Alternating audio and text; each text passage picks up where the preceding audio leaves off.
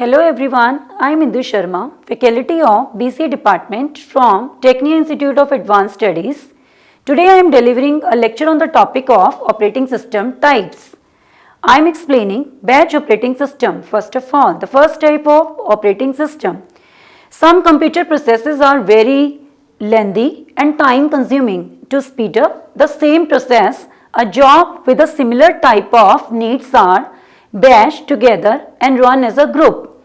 The user of batch operating system never directly interact with the computer. In this type of operating system, every user prepare his or her job on an offline device like a punch card and submit it to the computer operator. Now I am explaining multitasking and time sharing operating system. Time sharing operating systems enables people located at a different terminal shell to use a single computer system at the same time. The processor time, CPU, which is shared among multiple users, is termed as time sharing. Now I am explaining real-time operating system. Real-time operating system is what? A real-time operating system time interval to a process and respond to an input is very small.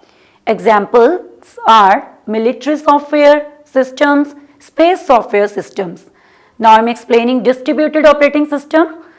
Distributed systems use many processors located in different machines to provide very fast computational to its users. Now I am explaining network operating system, NOS. Network operating systems runs on a server. It provides the capability to serve to manage data, user, groups, security application and other networking functions. Now I am explaining mobile operating system. Mobile operating systems are those operating systems which is especially that are designed to power smartphones, tablets, wearables devices.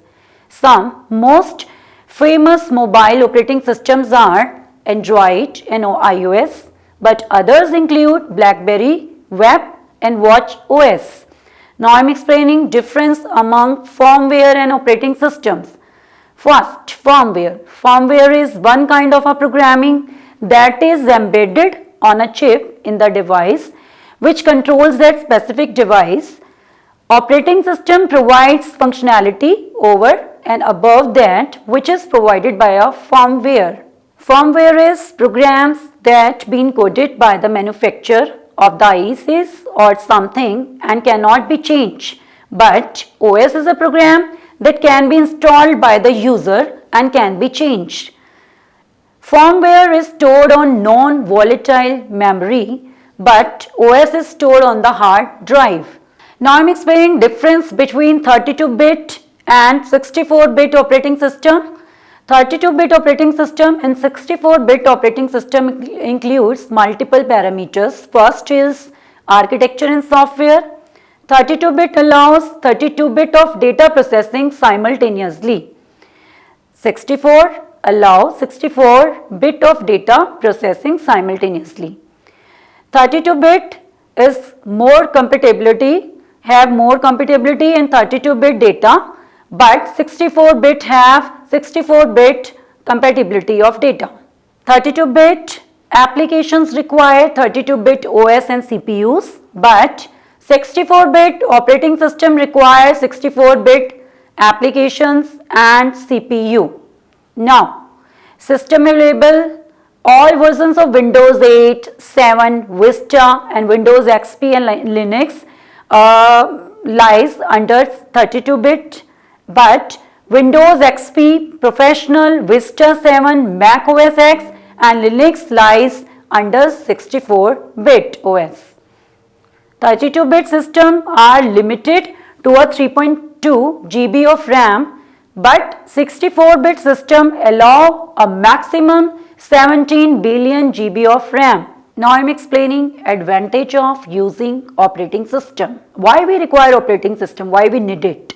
First, it allows you to hide details of hardware by creating an abstraction. Second advantage is easy to use with a GUI, graphical user interface. Third, it offers an environment in which a user may execute programs and applications. Fifth, the operating system must make sure that computer system convenient to use. Sixth, operating system acts as an intermediary among application and the hardware components. Seventh, it provides the computer system. 8. Resources with ease to use format. 9. It acts as an intermediator between all hardware and softwares of the system. Now I am explaining disadvantages of using operating system. First, if any issues occurs in OS, you may lose all the contents which have been stored in your system.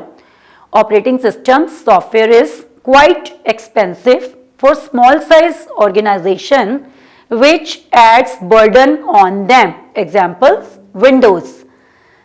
It is never entirely secure as a threat can occur at any time. Now, I am explaining process management. Process management is what? A process is a program in execution. It is a unit of work within the system. Program is a passive entity.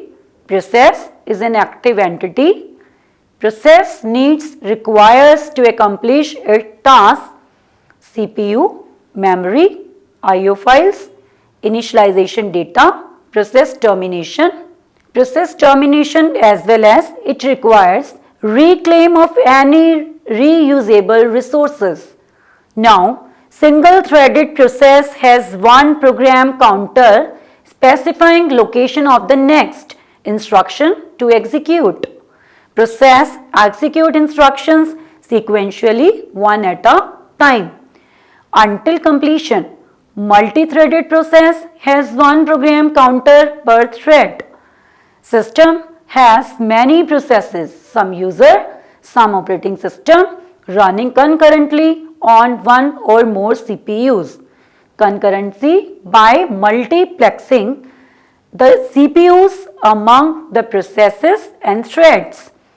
Now, I am explaining process management activities. The operating system is responsible for following activities in connection with the process management: creating and deleting both user and system processes, suspending and resuming processes, providing techniques for process synchronization, providing techniques for process communication, providing techniques for deadlock handling. Memory management includes all data in memory before and after processing, all instructions in memory in order to execute. Memory management determines what is in memory when optimizing CPU utilization and computer response to users. Now I am explaining memory management activities. First memory management activity is keeping track of which part of memory are currently being used and by whom, and deciding which processes or parts thereof and data to move into and out of memory, allocating and locating memory space as needed. Now I am explaining storage management. Storage management is what? OS provides uniform logical view of information storage, abstracts physical properties to logical storage unit file. Each medium is controlled by the device like disk drive, tape drive, and varying property includes access speed, capacity, data transfer rate, access methods like sequential or random, and file system management, who includes a lot of files organized into directories as well as access controls on most systems to determine who can access what. Now I am explaining OS activities. What type of activities we can include in operating system? First, creating and deleting files and directories. Next, primitives to manipulate files and directories. Mapping files onto storage, secondary storage, as well as backup files onto stable, non-volatile storage media. Now I am explaining mass storage management. Mass storage management usually use disk to store data that does not fit it in main memory or data that must be kept for long period of time. It keeps proper record of central importance as well as entire speed of computer operation, hangs on disk subsystem and its algorithms. Now I am explaining mass storage activities. Free space management, storage allocation, disk scheduling. Some storage need not be fast. Territory storage includes optical storage, magnetic tape still must be managed, varies between WOM, write once, read many times, and RW, read write. So I hope you understand the topic operating system types. Thank you very much.